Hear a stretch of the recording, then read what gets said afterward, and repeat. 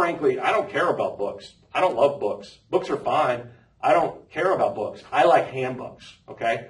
Now, one piece of that is that this is a $14.95 book, even though it's, 200 pages. It is going to sell for blank amount of money because people are conditioned to say that's how much that's worth. A book, on the other hand, does have huge value for celebrity. It can attract media, it can attract partnerships. But handbooks, people are conditioned to think of handbooks as this is something that has ongoing value. This is something that I'm going to interact with. This is something that has tools and resources and templates, etc. I build all of any kind of coaching program, any kind of consulting program, any business that I work with, I find the handbook in that business. And it may be the client handbook. It may be the partner handbook, right, that I work with my partners and promote them. It may be the business operations handbook for how to make the business work exactly the way I want it to. Here are our checklists. Here is how we run events. Here is how we greet customers. Here is all of our FAQs. Here are all the forms. Here are the processes, the steps to go through when we onboard a new customer. Whatever it is, it's your business in a box, right? But I love handbooks. And this is important. So we're a virtual world right now, right? We're in the virtual marketplace. You can go on to Facebook or LinkedIn or go onto websites and you can watch video, which I love, don't get me wrong. You can watch videos and you can read things and you can interact and you can download stuff. People like stuff, okay? Now, maybe I'm 45 years old. I'm not a millennial. Maybe millennials are past that, or maybe children are past that. But when you buy something or when you meet somebody and you get something, I think that has an impact, okay? It has an impact on me as an old guy, right? Okay. So we'll talk about, I guarantee you right now, you have a handbook in your business just waiting to be liberated, much like Michelangelo might liberate David from the marble, okay? Now this is your big partner handbook. You probably already have this.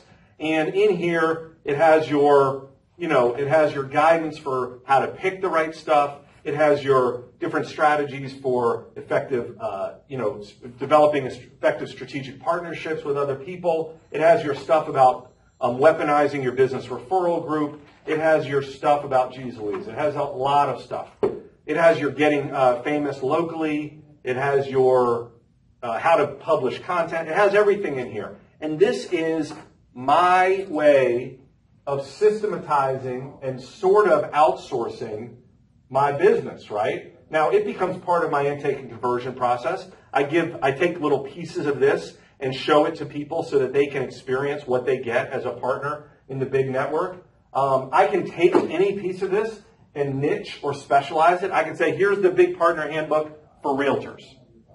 Here's the big partner handbook for chiropractors. Here's the big partner handbook for whatever. Now, I don't just slap a cover on it, but what I do is, frankly, there's a lot of stuff in here that is reusable. There's a lot of stuff in here that I would include for almost any industry, but then each industry has about 20% that I would completely create new or revise.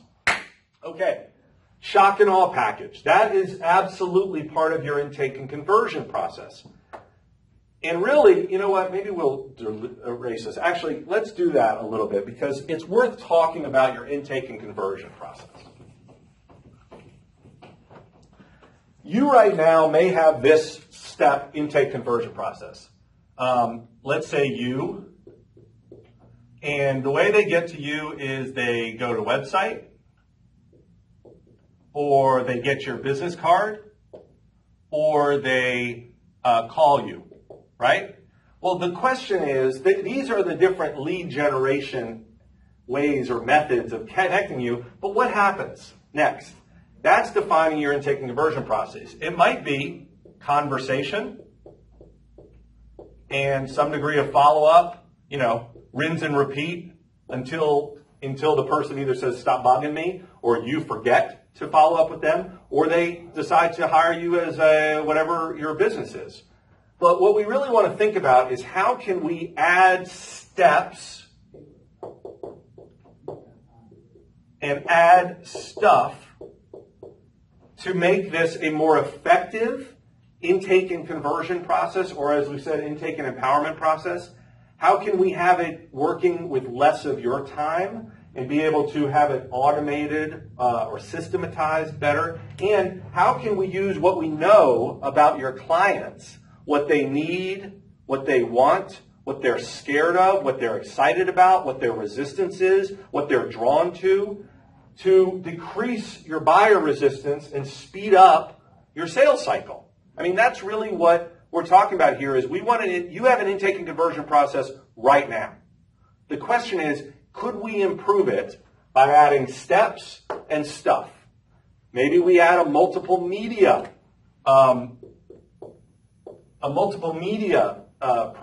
steps to your process. Now, that's not multimedia. That is, maybe they get a phone call and they get an email and they get a mailing. Maybe we add sequence and frequency. They get this day 1, they get this day 3, this day 7. What's cool about that is that there are lots of services out there that will implement your process for you. Okay? There are some that completely automate your process for you. What they don't do, or some of them do, but what you can't afford to completely delegate is, what do you want to happen? You're going to create that process and then implement it either yourself or through somebody else.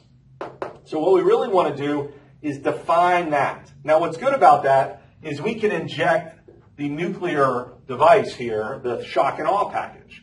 The shock and awe package, which is not a term that I coined, but the shock and awe package basically asks you, what do you want your clients, your prospective clients, to see, to feel, to engage with, to be exposed to?